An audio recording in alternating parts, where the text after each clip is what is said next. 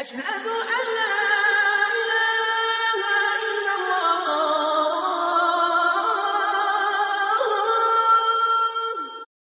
وعليكم السلام ورحمة الله وبركاته. إن الحمد لله والصلاة والسلام على رسول الله أما بعد.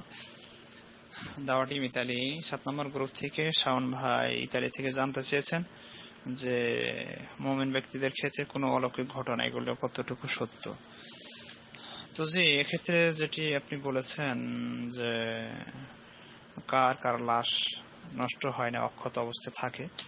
তো যে অলৌকিক বলতে আমাদের ভিতরে যারা এক প্রকার লোক রয়েছেন যারা সুফিবাদ বিশ্বাসী, তারা অনেক কিছুই এমনি স্বপ্নে দেখে থাকেন। আসলে এগুলা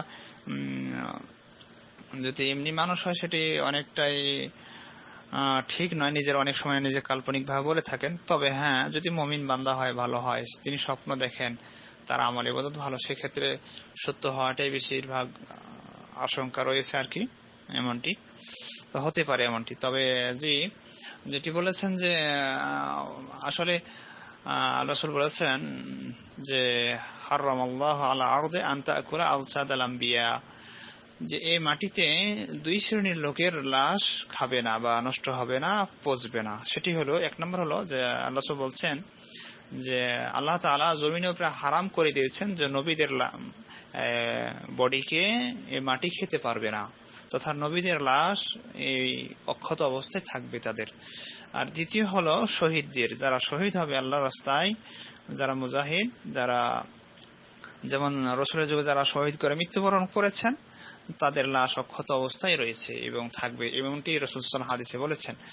এবং তারা কিয়ামতের দিন তারা সেই অবস্থায়, যে অবস্থায় মৃত্যুবরণ করেছেন, রক্তাক্ত অবস্থায়, সেই অবস্থায় তারা উদিত হবে আর কি, উঠবে। তো জি, আর এক্ষেত্রে বলবো যে যারা হয়তোবা শহীদি মর্যাদায় মৃত্যুবরণ করবে বা যারা হয়তো যুদ্ধের মাঠে নয়, অনেক সময় অনেক ভালো ব্যক্তি রয়েছেন যারা হয়তোবা তারা কোনো আমলের মাধ্যমে তারা শহীদি মর্যাদা পেতে পারেন।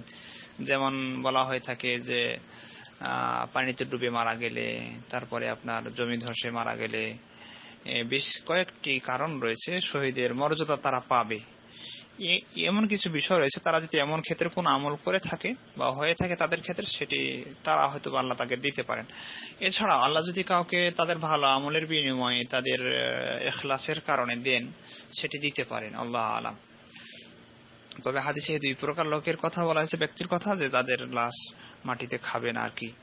তবে এমনি কেউ যদি স্বপ্নে দেখে বলে যে তার লাশ অক্ষত অবস্থায় আছে, এমনটি কথা বিশ্বাস করা ঠিক হবে না, কারণ গায়েবের খবর আল্লাহ ছাড়া কেউ জানেন না।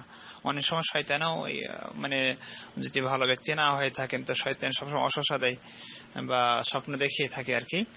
তো এজন্য যে স্বপ্নগুলো সত্য হয়, এর কিছু পূর্বাভাস রয়েছে। সেটি হলো যে অধিকাংশ স্বপ্নগুলি যেগুলো সত্য হয়ে থাকে, সেটি হলো যে আপনার ফজরের পূর্ব মুহূর্তে, মানে ফজরের সময়, সংলগ্ন সময়গুলোতে যে ঘুম আজান দিবি বা আজান দিচ্ছে এমন অবস্থায় ফজরের পূর্ব মুহূর্তে এই স্বপ্নগুলো সাধারণত সত্য হয়ে থাকে, আল্লাহু আলাম। তো জি, যদি ভালো ব্যক্তি হয়, আমল ভালো হয়, সেক্ষেত্রে তার বিষয়টি ভিন্ন হবে, আল্লাহু আলাম। আসসালামু আলাইকুম ওয়া রাহমাতুল্লাহি ওয়া বারাকাতুহু।